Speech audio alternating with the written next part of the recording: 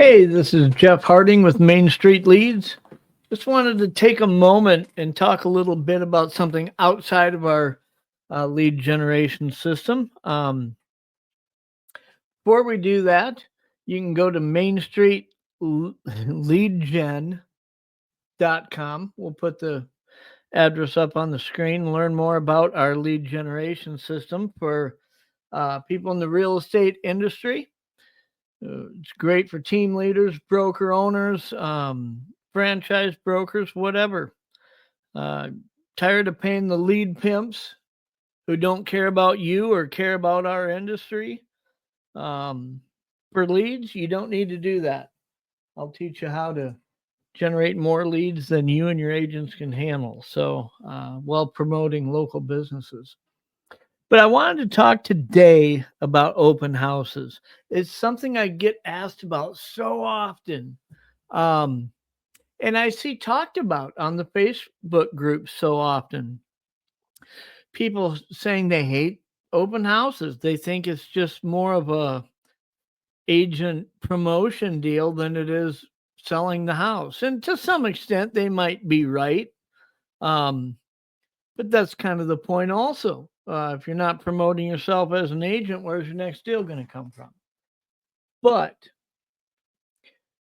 what I recommend considering doing, especially for the agents with our firms that work in the luxury real estate industry, when we have a luxury listing, I have a better idea than an open house. And for those who are sick of sitting there for 2 hours, 3 hours, and having one person come through, or people from the neighborhood coming through, uh, there's a better way to do this.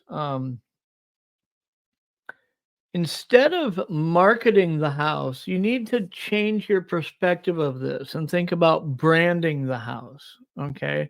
I want everybody in that industry or in that area to anticipate this listing as the next big restaurant or bar that's opening up near them. I want people to get in line in anticipation for this. Okay. And, if we're talking about a luxury listing or even really any listing that's, over $500,000 over your average cost, let's say, um, you're talking about a pretty good commission if you get it sold, right? I mean, you're making upwards of 15 grand or more. Um, let's focus on where that next prospective buyer is likely to come from. Statistics tell us, especially when you start working with HOAs or neighborhoods that are affluent neighborhoods, higher price listings, um, people people need to focus on one thing. Our next prospective buyer for that listing, about 80% chance they already know somebody living within a few blocks of there. Our next prospective buyer is likely connected to that neighborhood already. And for those of us who own a home on a lake or in an HOA or in a nice neighborhood, how many times do you have friends or family say, "Hey, if a nice home ever comes up for sale out here, let me know," right? We hear that a lot. And one of the things we do when we have an open house is, one, we're competing against a bunch of other open houses, and we're likely doing it on a Saturday or a Sunday when everybody's kids are playing soccer and people are going fishing and they're golfing and everything else. I mean, it's a tough market to compete in when you're trying to do a Sunday afternoon open house. Um, what I would recommend doing is, we're going to brand that property. And the way we're going to do that is, we're going to, a week out from listing it, we're going to get the addresses and we're going to get online and find this stuff. And for those of you who maybe aren't using it. Onyx, there's a lot of different apps out there that you can just look at and see the mailing address, name, and property owners all over. And I use that a lot. Onyx is a great, what is it, $29 or something like that for a year. You can't beat it. But I will find out the names and addresses, mailing addresses of everybody within a couple blocks of this home. Okay. And you might use a program. The software's come a long ways. You don't have to handwrite them all. You can make them look handwritten without it looking fake. But I'm going to write an invitation that says something similar to this. My name's Jeff Harding. I'm with whatever real estate. We have a home coming up for sale in your area. Chances are you've had friends and family tell you that they love the neighborhood that you live in, and if they would love to own a home out here if one ever came up for sale. The most likely prospective buyer in this neighborhood already is connected to somebody who lives here. And yet, when a home comes up for sale and an open house occurs, people feel like they're spying or infringing on something when they go and look at it. And maybe you're not looking to buy a home. You just want to take a peek at it for a friend or for a family member that may be interested in a home out here. So instead of an open house on Tuesday night at 7 o'clock, when you guys are out for a walk in your neighborhood, come by. We're going to have some appetizers, some wine out on the deck. We'd love for everyone in the neighborhood to stop by. It's an informal chance to just check out the home, no sales pressure. Come visit, see your neighbors over here, but stop by and check out the home. We also encourage you to bring anyone you know that's ever told you they love the neighborhood you live in and they may be interested in a home out here. You don't have to feel like you're spying on this. Come and visit. We'd love to have you. Tuesday night at 7 o'clock to 9 o'clock. Now, when I write something like that and I send it out to 40 homes in that neighborhood, I typically will get 10 or 12 of them from that neighborhood to show up in that 2-hour block, sometimes more. Sometimes a lot more. If it's an HOA where everybody's talking about whatever home that just came up for sale, they all want to take a peek at it, right? And if they've got family and friends that have told them, we love your neighborhood, we love the lake you live on, we love whatever, bring them with. Now, what have I done by doing this? First of all, we've escaped the open house infringement feel that people develop when they think, hey, I'd love to go look at that home, but I don't want to go in there and fake like I'm trying to buy it. I don't want to go in and say, hey, I just live in the neighborhood. Now I look snoopy. The realtor's going to tell the seller so-and-so was here. I don't want that, right? So I'm just not going to go. But what if I felt comfortable going? What if you told me, hey, we know you're not going to buy it. We want you here because you may know somebody who loves your neighborhood as much as you do, right? Now, all of a sudden, I've got a bunch of people coming, and they're talking about it amongst their friends and family now. They might even bring some of them with them.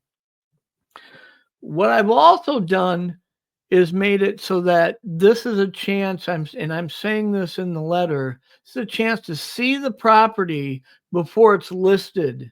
We're going to be listing it a week after the open or after a lot of times I'll call them garden parties or the neighborhood get together, whatever.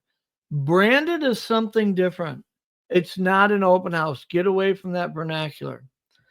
Now, I've also created a sense of urgency.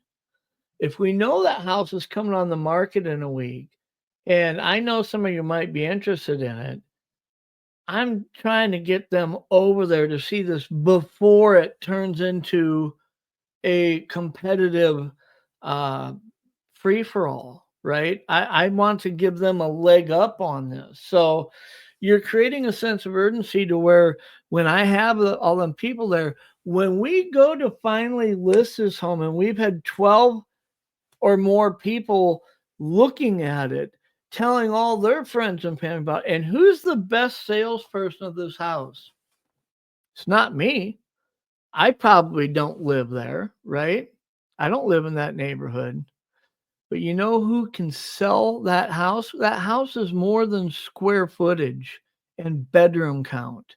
And that's the problem with most open houses. Realtors treat them as a property that is a bunch of statistics and data. This is how many bedrooms it has, this is the square footage, yada, yada, yada.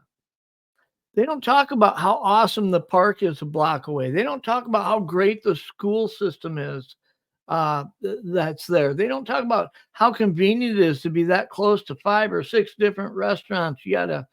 So, but all the people that live in that neighborhood, they know that. They're not just selling the home to their friends who might be interested. They're selling the neighborhood. If I ask them, what do you like best about your home? They're not likely going to say this is how many square foot it is or this is how many bedrooms it has. They're going to talk about how great their neighbors are and how convenient it is and how great the school is and how they love uh, this, the all the different things that make that neighborhood special to them goes above and beyond the data of the house. So getting outside of this open house format brings in all these things. We're getting people interested in the house that love the neighborhood too. Okay. So when that house goes to list, how do we leverage the most profit for our seller? We need multiple offers to do that. We need to create a competitive atmosphere when it comes to the first 24 hours, right? There needs to be multiple offers. And we've done that by incorporating a neighborhood of salespeople on our behalf by creating an atmosphere where they can come see the house without feeling like they're spying on it. Okay. Open it up to an informal get together, go for your walk that night, stop by, have a glass of wine on us, say hi, check out the house. We know you're not going to buy it. We know you already live in the neighborhood. But statistics tell us our next prospective buyer and your new neighbor already knows somebody who lives here. So why not tell your friends about this? That's how you brand a house. Stop marketing open houses. Brand the house, create a position of leverage for a higher profit for your seller. That's how you do it. If you got to handwrite 40 invites, you're getting paid $15,000 to sell a $500,000 house. You're getting paid 30 grand to sell $1 million house. Sit down, earn your money, handwrite some invites, and get them in mailboxes. That's how we do this. Anyways, thanks for tuning in. Thanks for checking this out. Open houses don't have to be a drag. And you know what? You don't have to find other people to do them for you. Nobody's going to sell that house and retain that profit better than incorporating multiple people who can sell that neighborhood better than you can to work on your behalf for free. Do it, brand the house, stop marketing it. Jeff Harding, Main Street Leads. Check us out on Facebook, Main Street Lead Gen. Check us out at mainstreetleadgen.com. We're going to teach you how to get rid of all the lead sources. You don't need Zillow. You don't need Sync. You don't need Realtor.com. You don't need any of them. Quite frankly, most of them aren't good for our industry. you can lift up all the neighboring locally owned businesses in your area, turn their fans into your fans, and brand them as they come running through your door with a tattoo that says, I'm buying in the next 6 months or I'm not. Identify who they are, put over 500 contacts in each of your agent's CRM every month. This is by far the best ROI out of any lead gen system out there. We've been doing it for 10 years and we've been killing it. I'd love to teach you how to do it too.